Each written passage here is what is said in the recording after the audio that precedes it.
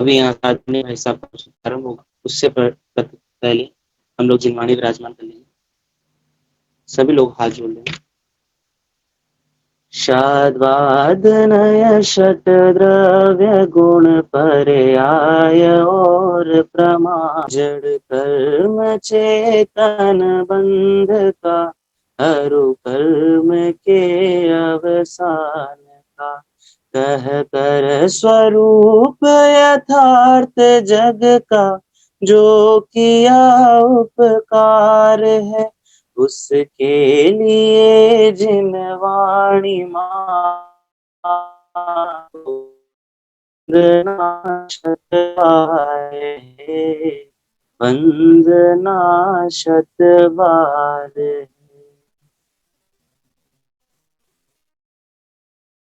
अब मैं यहाँ से निवेदन करता हूँ आदरणीय अशोक जी भाई साहब से वे आवें और यहाँ पर हम सभी के समक्ष अपना व्याख्यान प्रारंभ करें। अब आदरणीय अशोक जी भाई साहब।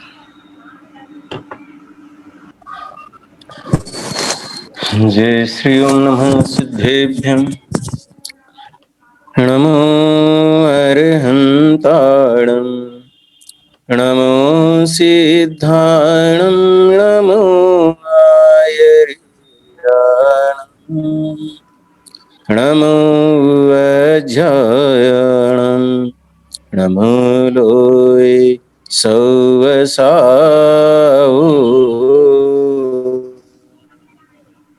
मंगलम भगवान वीरो मंगलम गौतमो गणी मंगलम कुंद कुंदाद्यो जैन धर्मोस्तु मंगलम सर्वमंगलमांगल्यम सर्वकल्याणकारकं प्रधानं सर्वधर्माणां जैनं जयतु शासनम् जिनादेश शिव ईश नमी सहस गुणित विस्तार सिद्ध चक्र पूजार चो शुद्ध त्रियोग समार नित्याश्रित धनपति सुदे शीलाधिक गुण खान जिन पद अम्बुज भ्रमर मन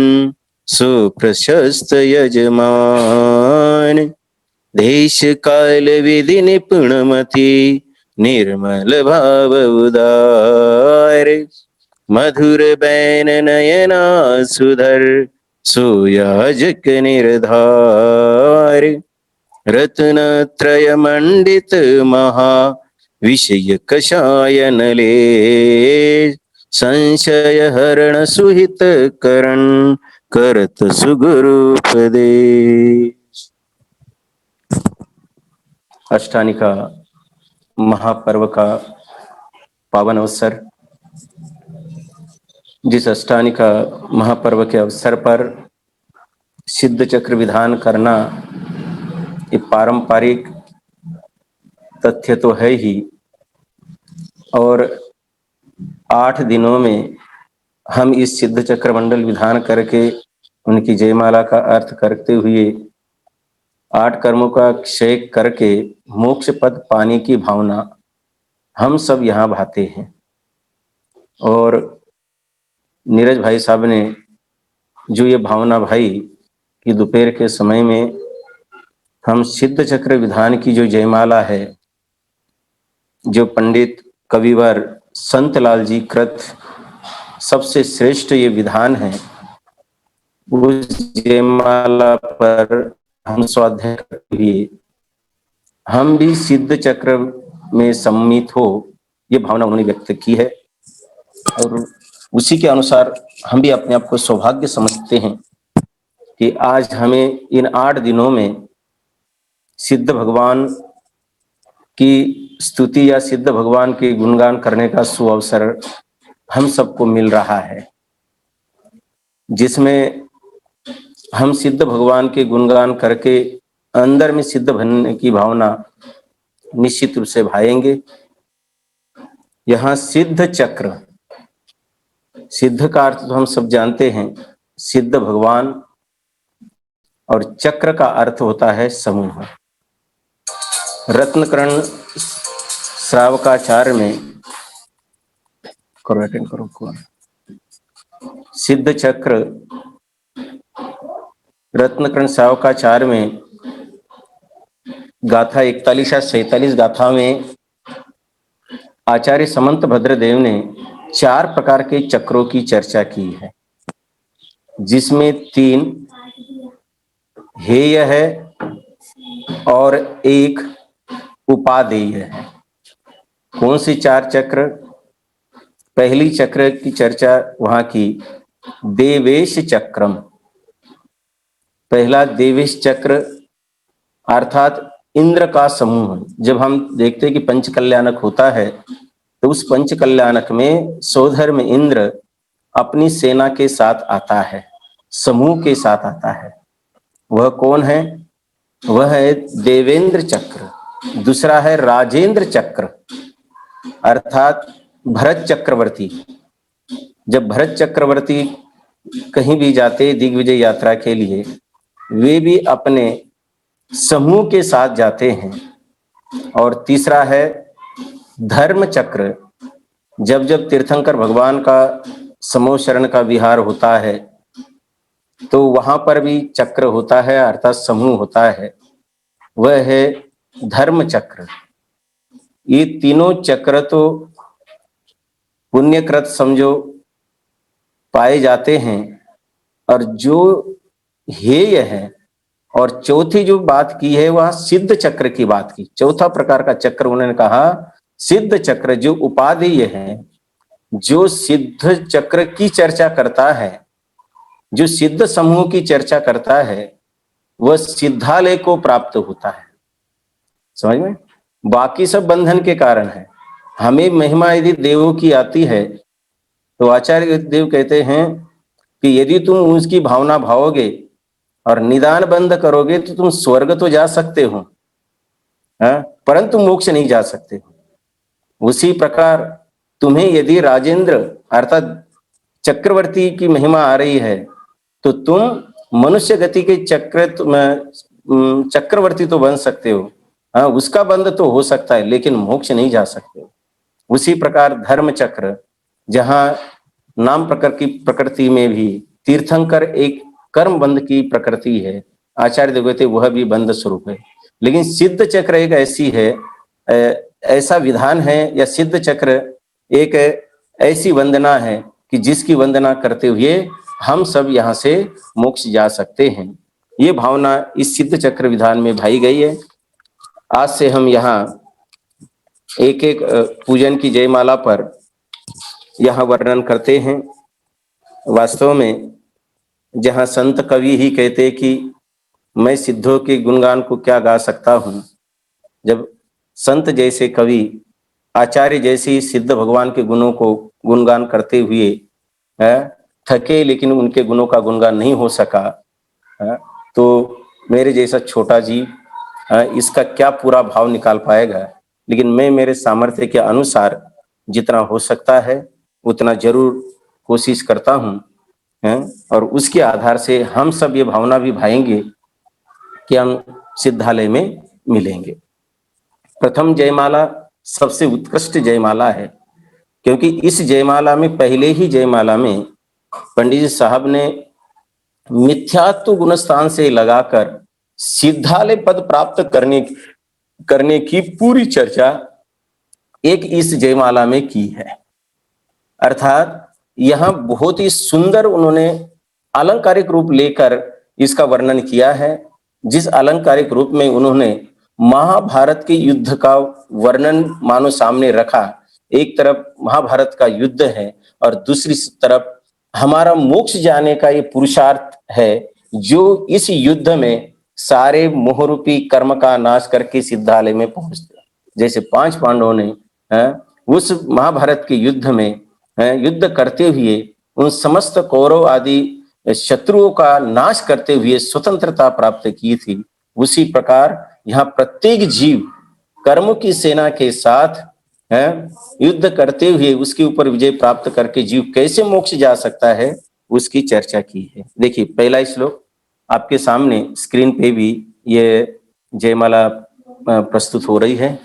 देखिए, जग आरत भारत महा, गारत कर जय पाय, विजय आरती तीन कहू, पुरुषार्थ गुण गाय। दीपेश जी, यदि स्क्रीन पर वो आ सकती है तो देख लीजिए। दीपेश जी, आवाज आ रही है? जी भाई साहब, आवाज आ रही है। 1 मिनट में मैं आपकी स्क्रीन पे लगा देता हूँ, मात्र 1 मिनट में। देखिए, जग आरत भारत महा, क्या कह रहे?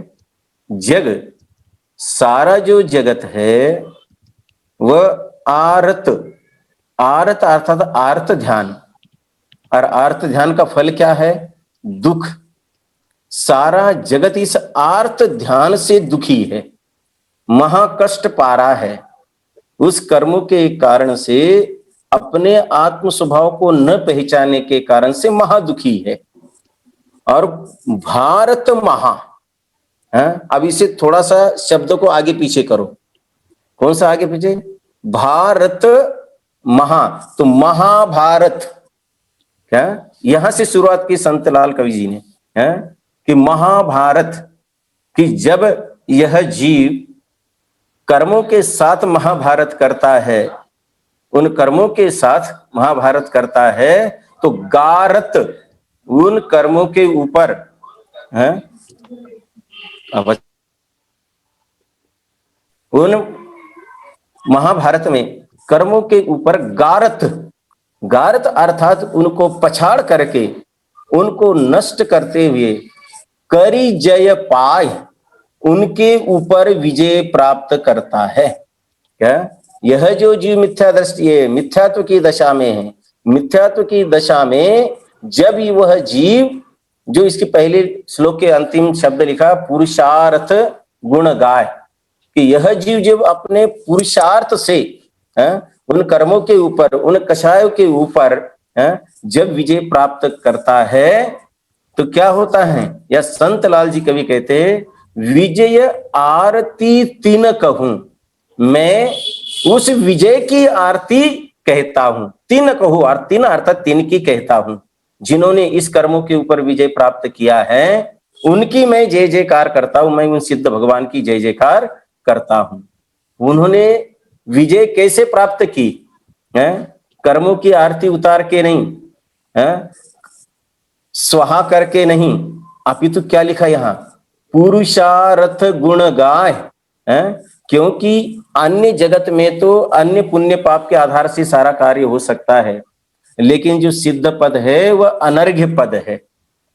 वह किसी अन्य कामना से या अन्य किसी धन दौलत से प्राप्त नहीं हो सकता है।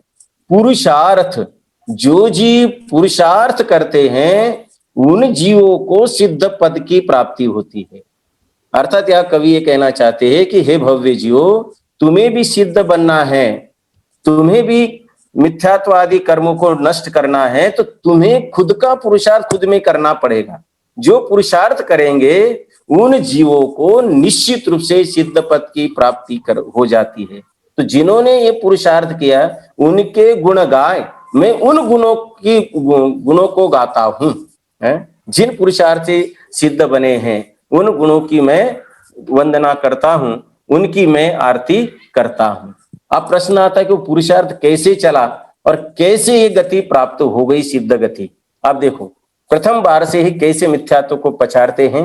पहला श्लोक, जय करण कृपाण सुप्रथम बार, मिथ्यात सुभट की नो प्रहार। क्या कहा कि जय करण, करण अर्थात करण लब्धि। करण के कई मीनिंग होते, करण का अर्थ करण कारक भी होता है, करण का अर्थ कारण भी होता है, लेकिन यहाँ करण का अर्थ हमें क्या लेना है कि हमें पता होना चाहिए कि उस मिथ्यात्व का नाश किस करण से होता है। तो यहाँ करण लब्धि की बात है। तो आचार्य कहते कि जो जीव करण लब्धि को प्राप्त होता है, वह करण लब्धि के द्वारा, और क्या कहा, क्योंकि युद्ध की बात चल रही है, तो कहते करण कृपाण, कृपाण अर्थात तलवार, करण लब्धि रूपी तलवार के द्वारा प्रथम बार, पहले ही घात से, पहले ही वार से, पहले ही वार से मिथ्यात सुभट, मिथ्या तो ऐसा सामान्य कोई सैनिक नहीं है। सुभट का अर्थ महायोद्धा, जिसे जितना महान कठिन होता है, जिसके वशीभूत अनंत जीव अनादि काल से इस संसार में रुल रहे हैं, ऐसे मिथ्यात्व रूपी योद्धा के ऊपर करण रूपी तलवार से जब प्रथम बार प्रहार करता है तो उस मिथ्यात्व सुबट की नो प्रहार उस मिथ्यात्व रूपी योद्धा के ऊपर प्रहार करते हैं और उसके ऊपर विजय प्राप्त करते। समझ में? उस मिथ्यात्व रूपी योद्धा को जीत लेते हैं और वो युद्ध जीतने के बाद क्या होता है? दृढ़ कोट विपर्य मति उल्लंघी पायो समकित थल थिर अभंग। क्या कह रहे हैं? हम ये पता युद्ध कहाँ होता है? युद्ध वन में, यानी जो जहां युद्ध क्षेत्र होता है वहां पर होते हैं, और वह जीतने के बाद वह राजा वापस नहीं आता है, अपितु उसका जो राज्य है, किला है, उस किले को भी जीतकर उस सिंहासन पर बैठता है। तो क्या कहते हैं? यहाँ मिथ्यात्व रूपी योद्धा को जीतकर आगे कहाँ गया? दृढ़ कोट, जो किले का कोट है, और हम जानते हैं कि किले के कोट इतने मजबूत होते हैं कि उसे तोड़ना संभव नहीं है। वो काय से बना है? कहते विपर्य मति, विपरीत मति के कारण से। अपन जानते हैं कि हम जिन तत्वों को सुन रहे, लेकिन जिन तत्वों को सुनकर भी हम वो कार्य कर नहीं पा रहे, क्योंकि अपनी मति विपरीत कार्य में लगी हुई है, विपरीत मान्यता में लगी हुई। तो कहते दृढ़ कोट विपर्य, जो ऐसी विपरीत मान्यता रूपी जो कोट कठोर बना हुआ है उसे भी उल्लंघी, वह ज्ञानी भेद विज्ञानी पुरुषार्थी जीव उस ऐसे दृढ़ कोट, विपरीत मति रूपी दृढ़ कोट को उल्लंघन करके क्या करता है? पायो समकित थल थिर अभंग। कि कहते वह उस महल में जाकर समिकित रूपी सम्यक दर्शन रूपी थल अर्थात स्थल को प्राप्त करता। स्थल अर्थात समतल जगह को वह प्राप्त करता है। थल थिर अभंग, और वो कैसा है? एक तो समतल है, यानी राजमहल वो समतल है, उसी प्रकार अपना उपयोग जो अपना चैतन्य स्वरूपी भगवान आत्मा है वह कैसा है? वह समस्त विकल्पों से रहित होने के कारण शांत समुद्र की भांति है। ऐसे वह स्थल है, स्थिर है, और वह सम्यक तो कैसा है? वह सम्यक तो वहां जाने के बाद स्थिर हो जाता है, यानी वह ऐसा सम्यक तो है, सिद्ध पद प्राप्त करने के लिए क्षायिक सम्यक तो जैसा सम्यक तो हो तो वह जीव सिद्धालय पहुंच जाता है। कहते ऐसा स्थिर कि जो कभी आप वहां से हटने वाला नहीं है, नष्ट होने वाला नहीं है, और उस सम्यक्त्व में अभंग, अब कोई भंग आने वाले नहीं है। यहां अब वो समिकित रूपी सिंहासन पर यह जीव बैठा है। अब वहां क्या होता है? कहते देखो दूसरा छंद, निज पर विवेक अंतर पुनीत आतम रुचिवर्ती राजनीत। देखो यहां पर भी राजनीति नहीं छूटी है। क्यों नहीं? क्योंकि पहले से कहा ना कि यह याद रखो, ये युद्ध का वर्णन कौरव पांडव का महाभारत का ये, तो कहते राजनीति तो वहां चलेगी, और जो जिस गद्दी पे जाता है वहां उसकी नीति चलती है, उसके आदेश चलते हैं। पहले के सारे आदेश निरस्त और नए आदेश चालू। अब ये तो सब परिचित है आजकल की सरकारों के द्वारा, जो सरकार जहां जाए उसके अनुसार वो कार्य होता है। तो कहते हैं जैसे उस समिकित रूपी महल में जाता है तो क्या हो जाता है कि निज पर विवेक, जिस सम्यक तत्व वाले जीव को निज और पर का, स्व और पर का विवेक होता है, और जिसके कारण अंतर पुनीत, जिसका अंतरंग परम पवित्र होता है। जिन्हें स्वपर का भेद विज्ञान होता है वह जीव जानता है कि मेरा क्या है और पर क्या है। वहां वह विकल्प में नहीं उलझता, अर्थ विकल्पों को छोड़कर निर्विकल्प होता है।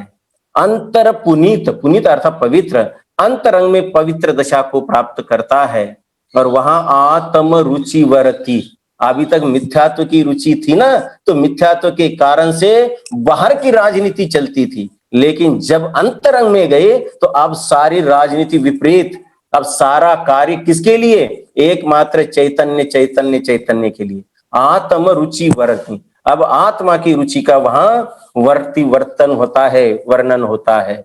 और क्या, और अंदर में क्या चलता है देखो, जग विभव, जो जगत का विभव अर्थात वैभव है, वो विभाव असार यह, कहते ये जितना भी जगत का वैभव है, जो दिखने में सुंदर है लेकिन कैसा, दूर के ढोल सुहाने जैसा है वैभव, लेकिन वो सारा वैभव कैसा है? विभाव है, मेरे स्वभाव से विपरीत है, असार है, उसमें कोई सार नहीं है, अर्थात उसमें किंचित मात्र भी चैतन्य स्वरूपी, सुख स्वरूपी, आत्म स्वरूपी तत्व की प्राप्ति नहीं होती है, इसलिए वह असार है? और स्वात्म सुख रस विपरीत देह, क्या, जिस देह के लिए मैं सवेरे से शाम तक लगा रहता हूं, वहां संत कबीरदास जी कहते हैं वह सम्यक दृष्टि जीव जिस सम्यक्त्व के साथ बैठा हुआ है जिस सिंहासन पर, उसे क्या अनुभव होता है कि यह जो विपरीत देह जो है स्वात्म सुख रस, जो आत्मिक सुख है, उस आत्मिक सुख के रस से अत्यंत कैसा है? अत्यंत विपरीत है। जिस देह में मैंने सुख माना, जिस पंचेंद्रियों के विषयों में मैंने सुख माना, उसमें सुख नहीं। ठीक है, आगे तीसरा, यानी इस प्रकार वह राजनीति वहां चलती है। अगला पेज देखिए, तीसरा छंद दीपेश भैया, तीन नाशन लीनो दृढ़, तीन नाशन लीनो। दीपेश भाई आवाज आ रही है? हेलो जी भाई साहब, आवाज आ रही है। वो मेरे पास 3-4 पेज एक साथ खुले हुए हैं, बस वही देख रहा था कौन सा है। उसमें सेकंड नंबर लिखा है। हाँ, वही चीज। 1 मिनट रुकेगा। हाँ, तीन अगला है, क्योंकि जयमाला बड़ी है ना, तो अपने को शीघ्रता करनी पड़ेगी।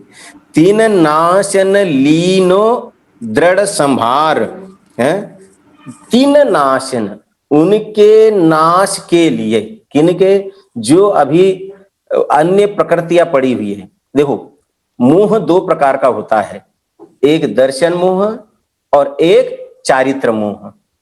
दर्शन मोह तो ऐसा है कि उसके ऊपर घात करते ही वो एक साथ चला जाता है, वो एक साथ चला जाता है, परंतु चारित्र मोह जो है वो एक साथ नहीं जाता है, वो तो टुकड़े टुकड़े में जाता है। तुम जितना वार करोगे उतना ही निकलेगा। यदि एक कषाय चौकड़ी का अभाव है तो उतना ही जाएगा, 2 कषाय चौकड़ी का अभाव है तो उतना ही जाएगा, 3 कषाय चौकड़ी का अभाव है तो उतना ही जाएगा। तो कहते जो बचा है तीन नाशन, उनके नाश के लिए, जो अब शेष कर्म प्रकृतियां बची है, चारित्र मोहिनी की प्रकृतियां बची है, उनके नाश के लिए दृढ़ संभार, दृढ़ता से उन्होंने अपना सिंहासन संभाला। कौन सा सिंहासन? शुद्धोपयोग चित चरण सार, जो शुद्धोपयोग रूपी चित चैतन्य तत्व है, चरण सार, वो शुद्धात्म स्वरूपी तत्व में चरण करके, उसका आचरण करके, उसे दृढ़ता से संभालकर, अर्थात स्वरूप की गुप्तता करके, स्वरूप का ध्यान करके, स्वरूप में निर्विकल्प होकर उनके नाश के लिए चैतन्य स्वरूपी आत्मा का दृढ़ता से आश्रय लिया। उसके लिए और क्या करते हैं? क्योंकि इतने से काम नहीं चलेगा, हमारी गाड़ी सिद्धालय तक जानी है। अभी तो एक ही पड़ाव हुआ, अब आगे बहुत पड़ाव बचे हैं। अभी 4थे गुणस्थान में ही आए, हमें अभी 14वां गुणस्थान पार करना है। तो उसके लिए क्या करते हैं? जो शेष है उनके लिए निर्ग्रंथ कठिन मार्ग अनूप हिंसादिकटारण सुलभ रूप, कहते उनके नाश के लिए वह सम्यक दृष्टि जीव क्या करते हैं कि तीन नाशन निर्ग्रंथ, निर्ग्रंथ भेष धारण करते हैं। निर्ग्रंथ, निर अर्थात रहित, ग्रंथ अर्थात परिग्रह। नीरज भाई साहब, आपका भी नाम नीरज है। निर्ग्रंथ, निर अर्थात रहित, ग्रंथ अर्थात परिग्रह। जो परिग्रह से रहित है, किससे रहित है? परिग्रह से रहित है। कौन से? दोनों प्रकार के, अंतरंग परिग्रह और बहिरंग परिग्रह। दोनों परिग्रह से रहित जो जैनेश्वरी दीक्षा है उसे धारण करते हैं। निर्ग्रंथ कठिन, कठिन क्यों कहा है? क्योंकि संयम धारण करना बहुत कठिन है, हर जीव के अंदर में नहीं आ सकता है, हर गति में प्राप्त नहीं हो सकता है? मनुष्य गति के अलावा अन्य किसी जगह नहीं मिलता, इस अपेक्षा से कठिन है। मुनिपना कठिन नहीं है, मुनिपना धारण करके उसे आचरण करना कठिन नहीं है, वो दुखदाई नहीं है, वो तो सुखदाई है। कठिन क्या है, किस अपेक्षा से? जो अन्य गति में नहीं मिलता है। हम तब कल्याण के दिन जानते हैं, जो सोधर्म इंद्र जब पालकी उठाने जाता है तो पालकी नहीं उठा पाता है। क्यों? कि जो संयम अंगीकार करेगा वो पहले पालकी उठाएगा। तो उसके लिए वह कहता है, हे मनुष्य गति के जीवों, आप हमें एक समय के लिए मनुष्य पर्याय दे दो संयम धारण करने के लिए, उसके बदले में सारा वैभव ले लो स्वर्ग का। देखो, जिसके अंदर में अनंत भावना है कि मैं भी तीर्थंकर प्रभु के साथ जैनेश्वरी दीक्षा धारण कर लूं, अनंत अंदर में भावना है, परंतु वह धारण नहीं कर सकता, इस अपेक्षा से कठिन मार्ग, निर्ग्रंथ का मार्ग। लेकिन है कैसा? अनुपम है, जिसकी उपमा जगत में नहीं दी जा सकती, ऐसा अनुपम है। किस लिए धारण किया? हिंसादिक टारण, हिंसादि पांचों पापों को टालने के लिए, हिंसादि पापों का नाश करने के लिए सुलभ रूप है। कहते हिंसादि को टालने के लिए यदि सरल रूप कोई है तो निर्ग्रंथ रूप है। निर्ग्रंथ पद प्राप्त किए बिना वास्तव में ये हिंसादि परिपूर्ण जड़ से नहीं उखड़ सकते हैं। और जब निर्ग्रंथपना आता है तो स्वयं में सारे पाप सूक्ष्म और स्थूल सारे नष्ट हो जाते हैं। और क्या करते हैं? आप देखो, एक एक के लिए एक एक कैसी विशेषता यहाँ बताई है। द्वय 20 परिसह सहन वीर, बही रंग बही, आप देखो, बही अंतरंग संयम धरण धीर। क्या कह रहे? वे हमारे मुनिराज धीर भी है और वीर भी है। वीर किसे कहते हैं? जो वार करते हैं, वार करने में महान होते हुए धीर हैं, और जो शत्रुओं के वार को रोक सकते हैं, उसे कहते हैं धीर। वो रोक सकते हैं, अपने आप को बचा सकते हैं, उसका नाम धीर है। तो कहते हैं वे निर्ग्रंथ दशा धारण करके द्वय 20 अर्थात 22 प्रकार के परिसह को सहन करते हैं। उन 22 प्रकार के परिसह को सहन करते हुए निर्ग्रंथपना पालन करते हैं। और बहिरंग और अंतरंग दोनों प्रकार के संयम को धारण करके हमारी वीतरागी मुनिराज धीर है, यानी वीर भी है, धीर भी है। और क्या करते हैं उस दशा में? द्वादश भावन, 12 प्रकार की भावनाएं भाते हैं। अनुप्रेक्षा आदि जो 12 भावनाएं हैं वह भाते हैं, उसका नाम ही अनुप्रेक्षा है। क्या अनुप्रेक्षा का अर्थ? अनु अर्थात बार बार जिसकी भावना भाई जाती है उसका नाम है अनुप्रेक्षा। 12 भावना किसी एक विशेष प्रसंग पर ही भाना चाहिए ऐसा नहीं है। जो जीव निरंतर सुदृष्टि तरंगणी में कहा है कि जो जीव निरंतर 12 भावनाएं भाता है उसका जीवन नियम से, संसार से रहित होकर सिद्ध पद की प्राप्ति करने के लिए अग्रसर होता है। क्योंकि उस 12 भावनाओं में वह जगत का स्वरूप और आत्म स्वरूप दोनों का निरंतर घर्षण चलता है और उसमें भेद विज्ञान होता है, और उस भेद विज्ञान से स्व की रुचि होती है, वह जीव सिद्धालय को प्राप्त होता है। तो ऐसे 12 प्रकार की भावनाएं भाते हैं। 10 धर्म भेद उत्तम क्षमादि, जो 10 धर्म नहीं है, धर्म के 10 लक्षण है। धर्म अर्थात आत्म, ठीक है, उस आत्मा के ये 10 लक्षण हैं, ठीक है ना। 10 धर्म नहीं, आपने कहा धर्म 10 प्रकार के, आज पहला धर्म हो गया कि नहीं, धर्म तो एक ही है। उस धर्म के 10 लक्षण है। ऐसे 10 धर्म को धारण करते उसकी भावना भाते हैं। किसके लिए? विधि नाशन 12 तपस्सु परम। देखो, विधि नाशन, विधि के भी कई अर्थ होते हैं। विधि का अर्थ विधि विधान भी होता है और विधि का अर्थ कर्म भी होता है। तो यहाँ काय के लिए मुनिपना किस लिए धारण किया है? तो विधि नाशन, विधि अर्थात उस कर्मों के नाश करने के लिए 12 तपस्सु परम, 12 प्रकार का सम्यक तप का पालन करते हैं, सम्यक प्रकार का तप तपते हैं। मुनिपन धारण करके देखो, एक एक बात इसमें कही है। कर्मों के नाश के लिए क्या करते हैं, हिंसा को टालने के लिए क्या करते हैं। आगे और देखो हमारे मुनिराज क्या करते, शुभ दया हेत, शुभ दया जब बाहर में उपयोग आता है, जब विहार होता है, या जिन मंदिर जिन तत्व के दर्शन के लिए निकलते हैं, तो उस समय क्या होता है, तो कहते शुभ दया, उस शुभ दया के पालन के लिए धरी समिति सार, जो 5 प्रकार की समितियां होती है, ईर्ष्या, भाषा, ऐषणा, आदान, निक्षेपण आदि, जो 5 प्रकार की ये भावनाएं होती हैं, उनको वे धारण करते हैं। किनके जीवन में देखो, ऊपर से देखो एक क्रम देखो कैसा है, एकदम ये ईर्ष्या समिति नहीं आ सकती है। जिसके अंदर में वास्तव में ये पहले वाले तत्व आते हैं, उसी के अंदर में बाहर का ये संयम पालन हो सकता है। नियम सार में पहले शुद्ध भाव अधिकार है, फिर व्यवहार चारित्र अधिकार है।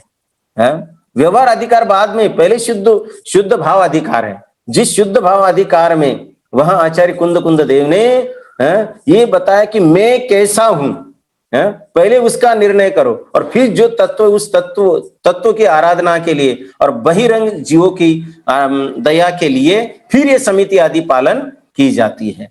तो कहते शुभ दया के लिए धरी अर्थ धारण करते हैं समिति सार, 5 प्रकार की समितियां धारण करते हैं। और मन शुद्धकरण, और मन की पवित्रता के लिए क्या करते हैं, त्रय गुप्ति धार, 3 प्रकार की जो गुप्तियां मन वचन काय, इन 3 गुप्ति को धारण करते हैं।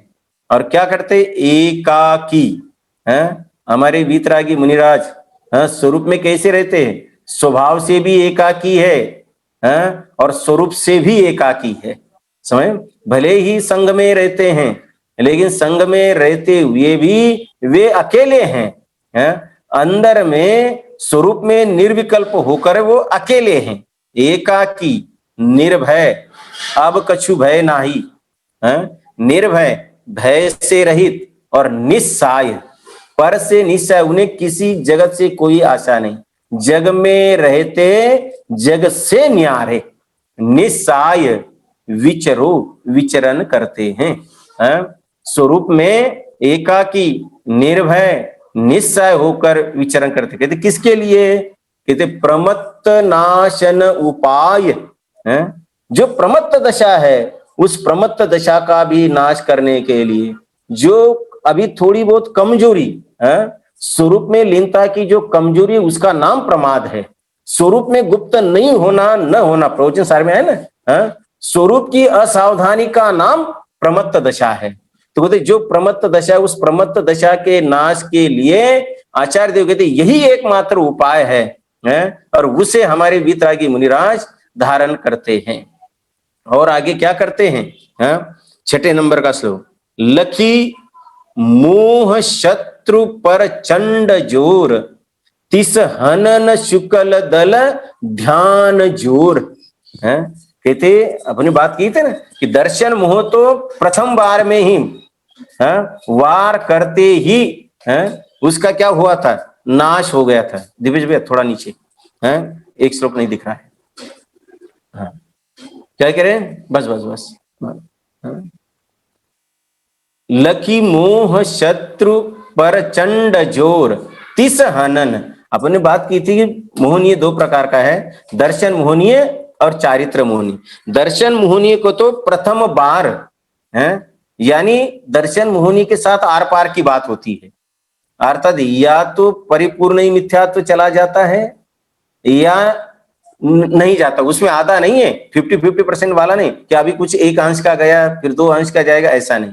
लेकिन चारित्र मोह में ऐसा है, आपने देखा था पंचम गुणस्थान में 2 कषाय चौकड़ी का अभाव, छठे सातवें में 3 कषाय चौकड़ी का अभाव, 12वें गुणस्थान में 4 कषाय चौकड़ी का अभाव। तो यहाँ ये चारित्र मोहनीय के तो कहते उसे संपूर्णतया नाश के लिए लखी मोह शत्रु, जो मोह शत्रु बचा है, लखी अर्थात देख कर वो कैसा है मोह, प्रचंड जोर, वो बहुत प्रचंड है, मोह बहुत प्रचंड है। आज सवेरे नियम सर का स्वाध्याय चल रहा था, उसमें सत्यानुव्रत की चर्चा चल रही थी। उस सत्यानुव्रत की चर्चा में बहुत बढ़िया आचार्य कुंद देव ने बात की थी कि 57 नंबर की गाथा है जिसमें कहा कि ये जीव झूठ क्यों बोलता है।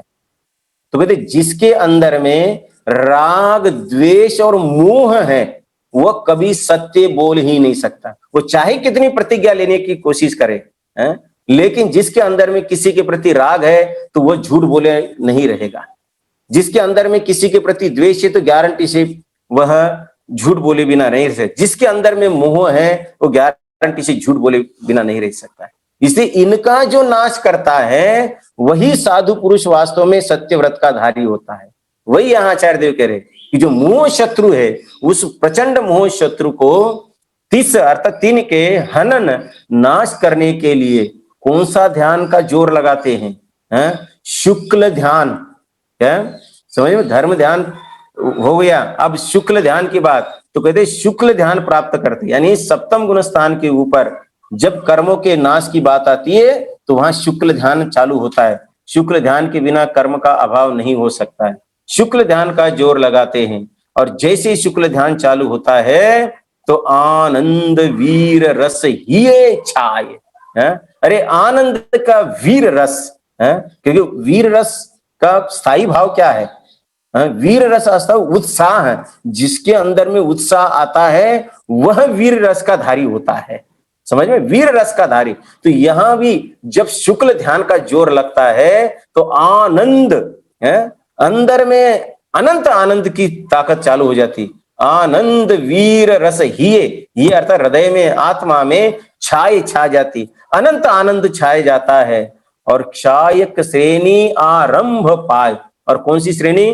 क्षायिक श्रेणी प्रारंभ हो जाती है। कौन सी श्रेणी प्रारंभ हो जाती है? क्षायिक श्रेणी। देखो क्षायिक श्रेणी प्रारंभ हो जाती है और उसके बाद में क्या होता है? जैसे क्षायिक श्रेणी जानते हैं अपन 2 प्रकार की श्रेणी होती, एक शपक श्रेणी और एक कौन सी? क्षपक श्रेणी और एक उपशम श्रेणी। उपशम श्रेणी में जीव तो केवल कर्मों को दबाते हुए चलता है, जो 11वें गुण स्थान तक जाता है लेकिन वापिस लौटना पड़ता है। आचार्य देव कहते हैं जो सिद्धालय में जाता है वो क्षपक श्रेणी धारण करता है।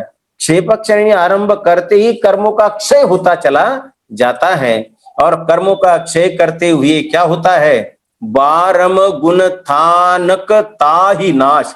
वो जो मोहनीय कर्म है उस मोहनीय कर्म को जड़ से 12वें गुण स्थान में उखाड़ कर फेंकते हैं और 13 पायो, और उस मोह का नाश करते ही 13वां गुण स्थान प्राप्त होता है। और जिस 13वें गुण स्थान में शेष 3 अघातिया कर्मों का भी नाश करके निज पद प्रकाश मानो सूर्य परिपूर्ण अपनी कला के साथ प्रकट होता है, ऐसा केवल ज्ञान रूपी सूर्य उस 13वें गुण स्थान में प्रकट होता है। अर्थात 13वां गुण स्थान अर्यंत दशा का प्रकट होता है। और वो अर्यंत दशा प्रकट होने के बाद क्या होता है? नव केवल लब्धि विराजमान है। जो अभी मिथ्या दृष्टि जीव था वो सम्यक दृष्टि हुआ, पुरुषार्थ गुण गाय। ये शब्द याद रखना, अपने पुरुषार्थ से मिथ्यात्व का नाश करके सम्यक तो हुआ। सम्यक्त्व में अनंत पुरुषार्थ लगा के मुनीश्वरी जैनेश्वरी दीक्षा प्राप्त की। जैनेश्वरी दीक्षा में अनंत पुरुषार्थ करके क्षायिक श्रेणी धारण करके शुक्ल ध्यान के द्वारा अघात्या कर्मों का नाश करके 13वें गुण स्थान प्राप्त करके निज पद, अब वहां पर का कोई लेश नहीं, निज पद प्रकाश। और वहां क्या होती है? केवल नव केवल लब्धि है, ज्ञान दर्शन आदि जो केवल 9 लब्धियां हैं, जिसमें केवल ज्ञान भी एक लब्धि है। ऐसी केवल ज्ञान रूप 9 लब्धि रूप वहां अनंत दशा में विराजमान होते हैं। और कैसे विराजमान होते, कैसे दिखाई देते अनंत दशा में? कहते दय दीप्यमान सोहे सुभान। सुभान जैसे सूर्य प्रकाशित होता है, एक एक किरणें उसकी प्रकाशित होती है, कहते उसी प्रकार अर्यंत दशा में हमारे यह जीव जो पुरुषार्थी जीव होता है वह अर्यंत दशा में जाकर सूर्य के समान शोहे सुशोभित हो जाता है, उस अर्यंत दशा में प्रकट होता है। और उस अनंत दशा में क्या है, उन्होंने तो अनंत दशा प्राप्त की, लेकिन हम कैसे प्राप्त करें, तो उसके लिए वहां जो भगवान की दिव्य ध्वनि होती है उसका यहाँ एक प्रकरण लिया है। तिस मोह दुष्ट आज्ञा एकांत थी कुमति स्वरूप अनेक भांति, जिन वाणी करिता को विहंड करिषाद वाद आज्ञा प्रचंड है। कहते वो क्या करते हैं कि वहां जो दिव्य देशना होती है, कहते उस दिव्य देशना के द्वारा क्या होता है कि तिस मोह दुष्ट, जो मोह है, जो मोह दुष्ट है, जो आज्ञा एकांत है, एकांत आज्ञा वाला जो मोह है, अर्थात एक होता है अनेकांत, एक होता है एकांत। मिथ्या दृष्टि सदा एकांत आज्ञा से चलता है, एकांत आज्ञा का पालन करते हुए चलता है, और जिसके कारण से थी कुमति है, और जो मति थी वो कौन सी है, कुमति है, और जो कुमति है वह स्वरूप अनेक भांति है। जहां कुमति होती है, जहां एकांत पना होता है, वहां अनंत मार्ग होते हैं, समझ में। इसलिए कथन भी है ना, एक अज्ञानी के अनंत मत, क्या, एक अज्ञानी के अनंत मत और अनंत ज्ञानियों का एक मत। ध्यान से सुनो, अनंत ज्ञानियों का एक मत और एक अज्ञानी के अनंत मत, क्योंकि अनेक कुमति है ना, तो उस कुमति में अनेक अनेक एक ही तत्व के बारे में अनेक प्रकार से वो भ्रांतियां पालता है। तो कहते उस जो एकांतपना है वो किसके कारण से, मोह के कारण से। जिन वाणी करी, अर्थात वहां जिनेंद्र भगवान की दिव्य ध्वनि होती है, जिस द्वादशांग जिनवाणी के द्वारा ताको विहंड है, उस दिव्य देशना के द्वारा जो आज हमारे पास ये आई है, यह दिव्य ध्वनि है, ये इस दिव्य ध्वनि का जो ग्रहण करता है, सुनता है, वहां शुद्धोपयोग अधिकार के अंत में 5 गाथाएं नियम सार में लिखी, उसमें आचार्य कुंद देव ने लिखा कि सम्यक्त्व का कारण क्या है, तो वहां लिखा सम्मतम करणम, सम्मतम करणम जिन सुत्तम है। सम्यक्त्व में यदि एक वास्तव में मुख्य कोई मूल कारण है तो जिन सूत्र है, और इसलिए वहां एक शब्द लिखा आचार्य ने, सुनु हे भव्य जीव तू उसे सुन, क्योंकि जब तक तू जिनवाणी नहीं सुनेगा तब तक ये मोह रूपी अज्ञान नष्ट नहीं होने वाला है। इसलिए ये जिनवाणी करिता को विहंड, जो जिनवाणी का रसास्वादन करता है, जो जिनवाणी को पढ़ता है, सुनता है, अंदर में बैठाता है, कहते वह अनादिकाल का एकांत रूपी मिथ्यात्व विहंड नष्ट हो जाता है। क्यों? क्योंकि जो जिनवाणी है वह करिषाद वाद आज्ञा प्रचंड, इसमें भी आज्ञा है, जिनेंद्र भगवान की आज्ञा है, परंतु कैसी है, शादवाद, शाद प्लस वाद, शाद अर्थात किसी ना किसी अपेक्षा से, वाद अर्थात कथन, हर कथन किसी ना किसी अपेक्षा से है। ऐसे कथन स्वरूपी द्वादशांग के द्वारा उस अज्ञान का भी नाश करते हैं। और वरतायो जग में सुमति रूप भविजन पायो आनंद अनूप, वह जो दिव्य ध्वनि है, जिस दिव्य ध्वनि के द्वारा अज्ञान का नाश होता है, वह वर्तायो जग में, जिनेंद्र भगवान की दिव्य ध्वनि सारे जगत में वर्तती है, सारे जगत में फैली हुई है, जिसमें सुमति रूप, जो सुमति रूप है, उस सुमति रूप को भविजन पाए, जो भव्य जीव अपनी सुमति से उसे प्राप्त करते हैं, उनके अंदर भी अनुपम आनंद, उनके अंदर भी ऐसा आनंद आता है जिसकी कोई उपमा नहीं है। यानी जो सर्वज्ञ भगवान ने जैसा पद प्राप्त किया वैसा पद में उनके द्वारा बताए हुए इस जिनागम के मार्ग से चलो। हम 13 पंथ वाले हैं ना, 13 पंथ, 13 अर्थात 13 नहीं, 13 प्रकार का नहीं, 13 अर्थात हे जिनेंद्र भगवान आपका पंथ अर्थात मार्ग, जो जिनेंद्र भगवान का मार्ग होता है वही मेरा मार्ग है, उसका नाम है 13 पंथ। वरतायो जग में सुमति रूप भवि जन पायो आनंद अनूप, थे मोह नृपति। आप देखो यहां तक तो पहली लाइन तक तो हमारे लिए बात है। आज वहां केवली भगवान केवल हमारे लिए नहीं बैठे हैं कि दिव्य ध्वनि सुनाते रहे, और भी उनका सिद्धालय प्राप्त करना। अभी 13वां गुणस्थान है, गुणस्थानातीत होना है। तो गुणस्थानातीत होने के लिए क्या, तो यार देखो कितनी बढ़िया बात है। थे मोह नृपति उपकरण शेष, मोह तो चला गया लेकिन मोह के उपकरण शेष है।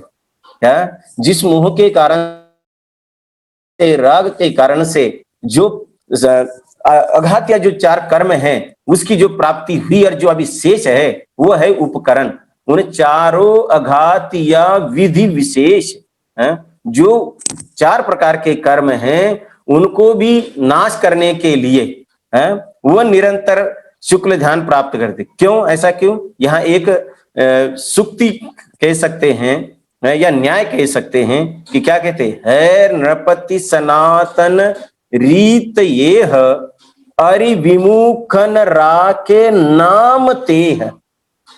तो कितनी बढ़िया यह उक्ति कही है। कहते है नृपति सनातन रीत, राजाओं की, नृपति अर्थात राजाओं की, सनातन अनादि से यह रीति है कि क्या रीति है कि अरि अर्थात शत्रु, शत्रु विमुख, जो हमसे विमुख है, हमारे विपरीत है, स्वभाव से विपरीत है, शत्रु है, उनका न राके नाम थे, उनका नाम निशान भी शेष नहीं रहना चाहिए।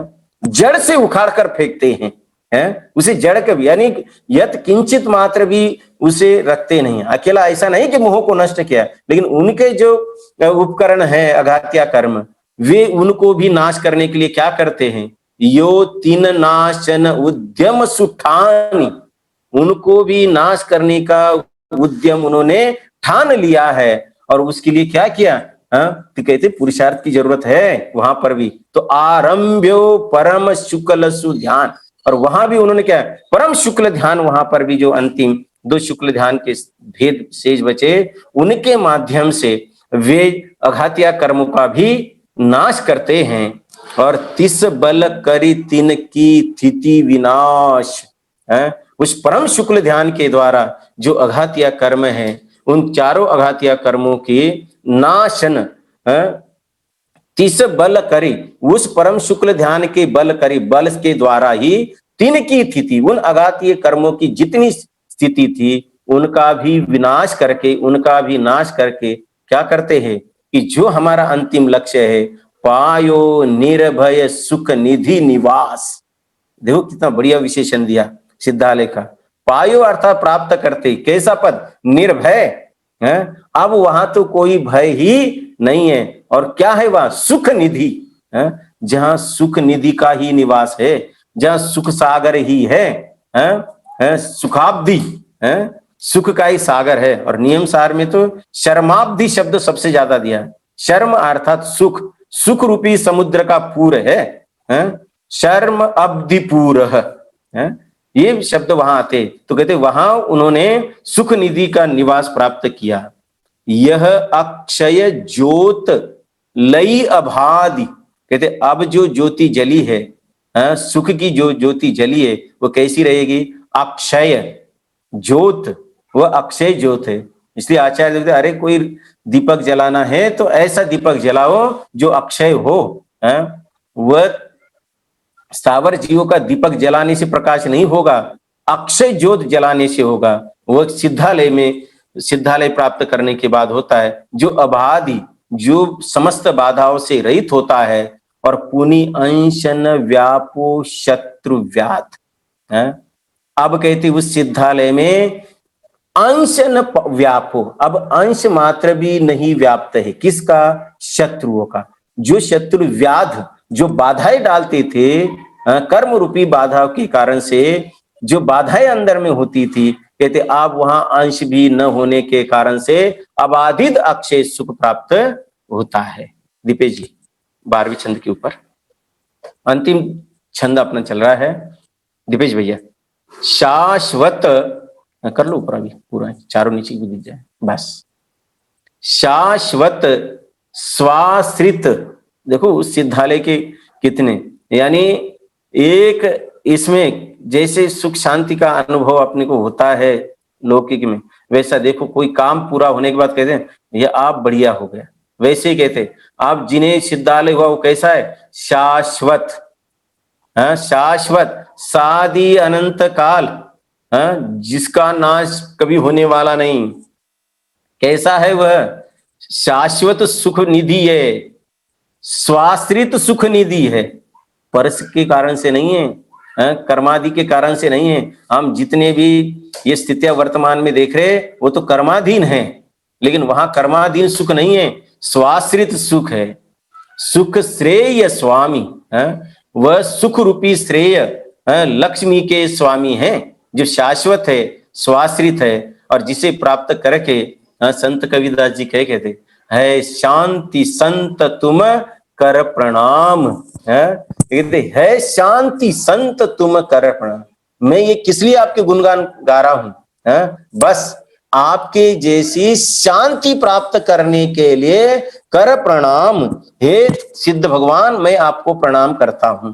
जैसे तत्वार्थ सूत्र में आज शाम को भी गोष्ठी है ना, तो उसके मंगलाचरण में कहा ना कि क्या उमा स्वामी देव ने, तव गुण लब्ध है, हे जिनेन्द्र भगवान मैं आपको वंदन कर, काय के लिए, तव गुण लब्ध है, उसी प्रकार के तुम्हारे गुण प्राप्त करने के लिए मैं वंदन कर रहा हूं, अन्य किसी, उसी पर है शांति, जैसी तुम्हारी शांति है वैसी शांति संत, यह संत अर्थात संत कबीरदास जी कहते उस शांति को प्राप्त करने के लिए मैं प्रणाम करता हूं। और अंतिम पुरुषार्थ फल विशाल, देखो ये पुरुषार्थ जो पहले 2 लाइन में आया था ना, पुरुषार्थ गुण गाय, वो कहते मैं उस पुरुषार्थ का गुणगान गाता हूं। तो ये आया कि क्यों, अंतिम पुरुषार्थ फल, जिस पुरुषार्थ से अंतिम फल की प्राप्ति होती है, विशाल पद की प्राप्ति होती है, उस विशाल पद की प्राप्ति के लिए मैं ऐसा पुरुषार्थ धारण करता चाहता हूं। और तुम विलसो सुख सो अमित काल, हे जिनेन्द्र भगवान आप विलसो, विलास को प्राप्त हो जाओ, सुख सो, सुख को प्राप्त, अमित काल, अनंत काल, हे जिनेन्द्र भगवान आप वहां अनंत काल तक सुख शांति को प्राप्त करोगे। क्यों, क्योंकि ये अंतिम है, पुरुषार्थ का जो फल है वह अंतिम सिद्ध पद है, उस सिद्ध पद को तुमने प्राप्त करके अनंत सुख प्राप्त किया है। और अंत में क्या भावना भारे देखो, पर समय विदुरित पुरी निज सुख समय सार चेतन रूपा, क्या, पर समय विदुरित पूरित, पर समय स्वसमय, पर समय मैं स्वसमय हूं, और निज चैतन्य के अलावा जितना जो कुछ है पर समय, उस पर समय को विदूरित दूर ही करके पूरित परिपूर्ण निज सुख समय सार चेतन रूपा, मेरा जो निज चैतन्य स्वरूपी जो सुख सागर समय सार है वह परिपूर्ण अपने से है, स्वसमय है, और नाना प्रकार पर का विकार सब टार लसे सब गुण भूपा, नाना प्रकार के जो पर का विकार है उन समस्त प्रकार के पर के विकार को सब टार समस्त टाल करके अब लसे, लसे अर्थात प्राप्त होता है, सुशोभित होता है, कौन, सब गुण भूपा, भूप का अर्थ होता है राजा, राजा राजा तभी कहलाता है जब उसके पास सारे गुण हों। उसी प्रकार मैं चेतन राजा हूं, समय सार के 17वें 18वें नंबर की गाथा में जैसा कहा ना कि राजा जो राजा को पहचानता है, वो उदाहरण यहाँ लगाना कि मैं राजा हूं, चेतन राजा हूं, तो मैं सारे नाना प्रकार के विकार को टाल करके मैं चेतन राजा हूं। ते निरावरण, वे निरावरण समस्त आवरणों से रहित, निर्देह देह से रहित, निरूपम समस्त उपमाओं से रहित, सिद्ध चक्र पर सिद्ध जजु, मैं उस सिद्ध चक्र में जो श्रेष्ठ सिद्ध भगवान विराजमान है उनको जजु अर्थात उनको वंदन करता हूं, उनकी पूजन करता हूं। और क्यों, क्योंकि मैं ही नहीं, सुर मुनि नित ध्यावे आनंद पावे, अरे जिनके गुणगान करके सुर अर्थात देव, मुनि मुनिराज नित ध्यावे, जो स्वर्ग के देव निरंतर भगवान की आराधना करते हैं, मुनिराज निरंतर नमः सिद्धेभ्य कह के सिद्धों की वंदना करते हैं, निरंतर ध्याते और क्या प्राप्त करते हैं? आनंद पावे, आनंद प्राप्त करते हैं। तो मैं कैसे पीछे रह सकता हूं? मैं पूजत भव भार तजू, मैं भी भव के भार को तजने के लिए हे सिद्ध भगवान मैं भी आपकी पूजन करता हूं, मैं भी आपकी वंदना करता हूं। इस प्रकार हमने इस प्रथम जयमाला में मिथ्यात्व को टाल करके सम्यक्त्व प्राप्त करते हुए, मुनिपना अंगीकार करते हुए, शुद्ध उपयोग के द्वारा शुक्ल ध्यान के अग्नि जलाकर क्षायिक श्रेणी चढ़कर हम कैसे सिद्धालय को प्राप्त होते हैं और कैसे सिद्ध चक्र में सम्मिलित होते हैं। जो सिद्ध हुए वे तो हुए, हम भी इसी विधि से सिद्ध बन सकते, इसकी चर्चा की है। शेष चर्चा कल करें। बहुत बहुत धन्यवाद आदरणीय अशोक जी भाई साहब का। मैं अब आदरणीय जेपी दोषी जी भाई साहब से निवेदन करूंगा, मैं आदरणीय अशोक जी भाई साहब का आभार एवं साथ ही हमारे आगामी कार्यक्रम की सूचना आदरणीय नीरज जी भाई साहब देंगे। अब आदरणीय जेपी दोषी जी भाई साहब।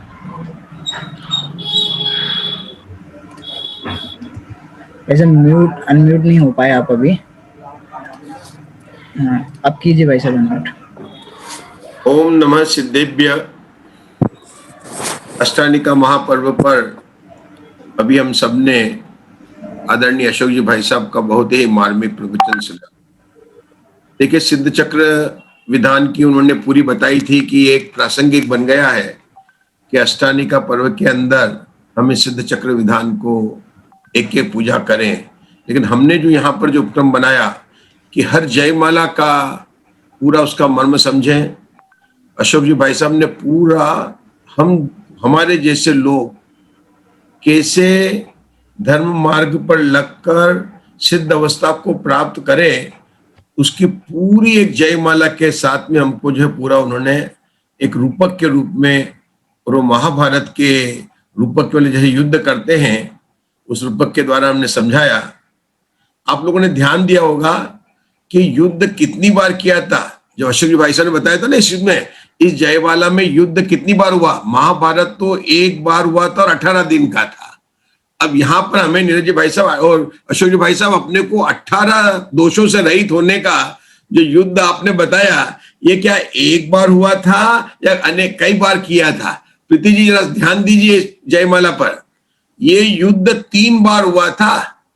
पहला दूर तो करण रूपी कृपाण को लेकर हुआ था। दूसरा युद्ध जो है वो शपथ श्रेणी चढ़कर केवल ज्ञान को प्राप्त करके हुआ था। और तीसरा युद्ध कब हुआ था? ध्यान दीजिए, अशोक जी भाई साहब ने बोला था मोह नृप के उपकरण के नाश करने के लिए हुआ था। बहुत ही सुंदर में आदरणीय अशोक जी भाई साहब ने हमें समझाया है।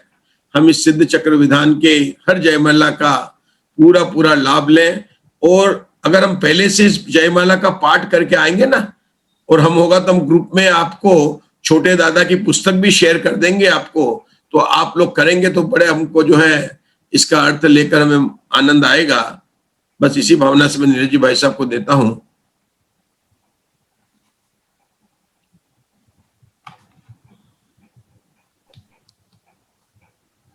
नीरज जी भाई साहब।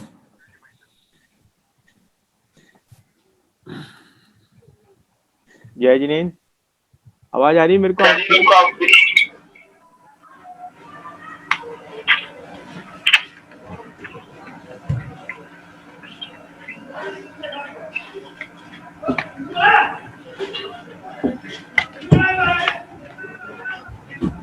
आवाज आ रही है मेरी आपको?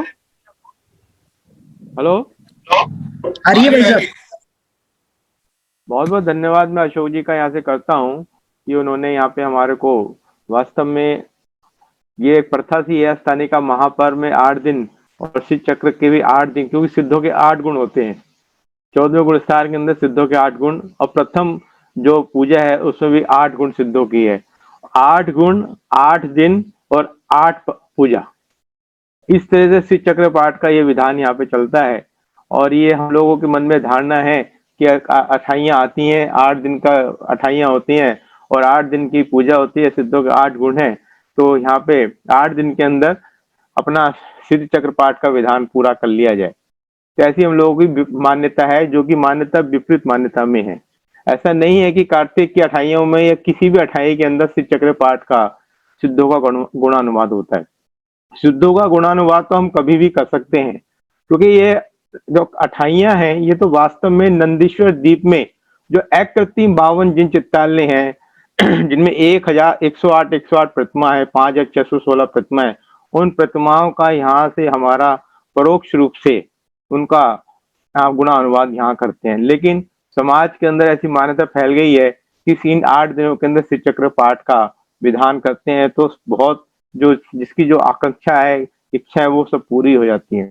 वास्तव में इच्छा क्या होनी चाहिए? इच्छा लास्ट में यहाँ पे पंडित संतलाल जी ने बोली है कि अंतिम अवस्था को मैं प्राप्त करूं, अंतिम गुण को प्राप्त करूं और सिद्धालय में जाके स्थापित हो जाऊं।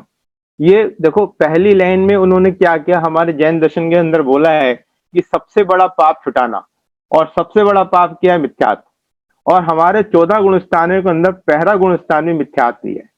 और इस शिव चक्र की जयमाला के अंदर जो पहला ही लाइन के अंदर जो बात हुई है, कर कृपाण से प्रथम बार मिथ्या सुभट कीनो प्रहार, बहुत सुंदर बात नहीं है संतलाल। मैं कई बार विचार करता हूँ अशोक भाई साहब, जेपी जोशी जी, पहली लाइन के अंदर ही पंडित संतलाल जी ने मिथ्यात्व शब्द को क्यों जोड़ा?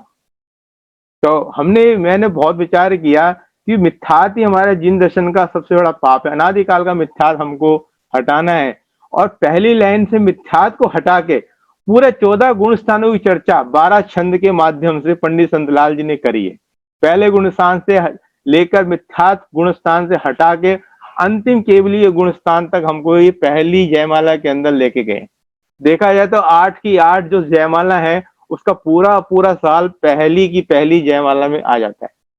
जो मैंने जो विचार किया है, जो मैंने इसको ऊपर समझा, जाना और जानने की कोशिश करी है कि वास्तव में पहले गुण स्थान से लेकर 14वें गुण स्थान तक की चर्चा प्रथम जयमाला के अंदर ही आ जाती है। क्योंकि सिद्धों के 8 गुण है, सिद्धों के 8 गुण है, और 8 गुणों की यहाँ पे चर्चा चलती, 4 घाते कर्मों की चर्चा चल रही है। यहीं से हमारी जो भूमि है उसको इतनी उपजाऊ कर देते हैं पंडित संतलाल जी, क्योंकि हमारी भूमि बड़ी कठोर है ना, क्योंकि मिथ्यात्व हमने पाला हुआ है। मिथ्यात्व भी जो जीव होता है वो बड़ा कठोर होता है। उस भूमि को यहाँ पे उपजाऊ बनाने की कोशिश की गई है पहले दिन से, और अंतिम अवस्था तक जाते जाते भूमि इतनी उपजाऊ हो जाती है, प्रणाम इतने निर्मल हो जाते हैं, राग आदि विकार सब खत्म हो जाते हैं, और अंतिम अवस्था तक जाते जाते में सिद्ध केवली बनने की ऐसी पूरी चर्चा इस जयमाला के अंदर है। अगर वास्तव में इसकी विस्तृत रूप से जयमाला में चर्चा की जाए ना तो 8 दिन ही कम है, 8 दिन ही कम है। क्योंकि मैंने एक बार इस जयमाला के ऊपर अपने पंडित ज्ञानचंद जी, शायद आपने नाम सुना होगा, अब तो वो समाधिग्रस्त हो चुके हैं, अपने सोनागिर वाले उन्होंने इस जयमाला के ऊपर, हमने उनसे बात करी थी और शिव चक्र पाठ हमारे दुशाल गार्डन में हुआ था। 3 दिन इसी जयमाला पे लगाए थे उन्होंने।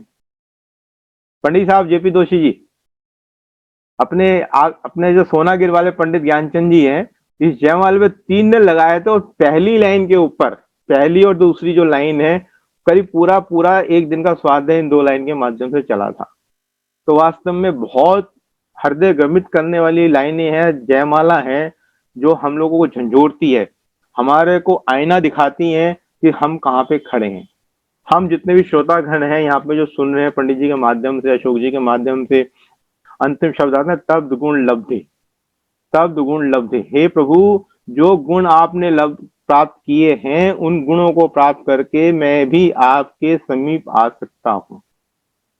ये पूरा वर्णन, कहीं से भी कोई सा भी ग्रंथ हम उठा के देख ले तो यही चर्चा आती है कि कौन से गुण प्राप्त करने। हे प्रभु, जो सिद्धों के 8 गुण हैं, सिद्धों के जो 8 गुण है उन गुणों को प्राप्त करना है तो सिद्धों के समीप बैठने की हमारी काम हो सकता है। ये पूरी चर्चा परिचर्चा इसके अंदर चल रही है। तो बहुत सुंदर आज यहाँ पे आगाज हुआ है पंडित जी अशोक जी के माध्यम से, और इस चर्चा कंटिन्यूस लगातार 8 दिन यहाँ पे चलेगी, और 8 दिन के माध्यम से हम इस विधान का जो जयमाला है, जयमाला के माध्यम से बहुत सुंदर स्वाध्याय यहाँ पे करेंगे। तो मेरा सभी से अनुरोध है कि जो इस लिंक को हमने आपको भेजा है इसलिए इनको अधिक से अधिक लोगों को शेयर करें। और जो लोग वास्तव में श्री चक्र पाठ को समझना चाहते हैं, पंडित हमारी बहन है, कल्पना बहन है, जिन्होंने श्री चक्र के ऊपर अर्थ सहित करीब करीब 1000 पेज का ग्रंथ लिखा पूरा, जो पंडित जोशी जी अपने दिखा भी रहे हैं, पूरा अर्थ सहित लिखा है इसके ऊपर। जिसको समझना है तो वो भी सुन सकते हैं। इसके अलावा एक पंडित जी हैं अपने जबलपुर के, नाम भूल गया, विनोद जी ऐसे करके नाम है उनका, शायद अशोक जी जानते होंगे। हाँ, ये विनोद जी वाली। हाँ, विनोद जी ने भी इसके ऊपर लिखा है। ये विनोद जी है। हाँ, और ये है कल्पना बहन। कल्पना बहन है। इसके अलावा अभी इसके ऊपर एक अर्थ सहित और अपना छपा है, जो अपने मुनि राजों के जो बहुत बड़े क्या नाम, निशांत जय कुमार, निशांत कुमार शायद प्रतिष्ठा चाह रहे हैं, उन्होंने भी इसके ऊपर अर्थ सहित किताब निकाली है। तो मेरा कहने का मतलब कि हम लोगों को समझ सकते हैं। कल्पना बहन ने तो बहुत सुंदर इसके ऊपर विशेष वर्णन कर करके अपना प्रस्तुतिकरण दिया है, हम लोग समझ सकते हैं। तो आप और हम सब लोग इसका सिद्ध चक्र का पाठ का लाभ ले यहाँ पे, क्योंकि पाठ तो हमने बहुत बार मंदिर जी में किया है और जयमाला भी बहुत बार पढ़ी है, लेकिन क्या पढ़ा है हमने हमें खुद नहीं पता। जब शिव चक्र का पाठ करते हैं हमें नहीं पता कि हम कौन सा अर्घ चढ़ा रहे हैं, कौन सा अर्घ नहीं चढ़ा।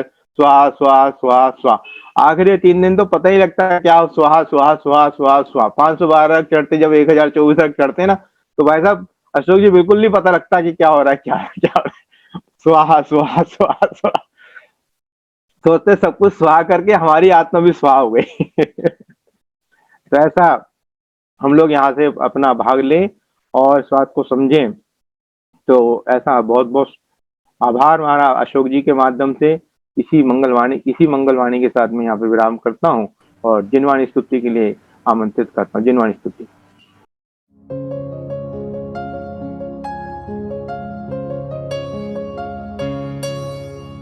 हे जिनवाणी भारती, तो ही जपो दिन रैन, जो तेरी शरणा गहे, सो पावे सुख चैन।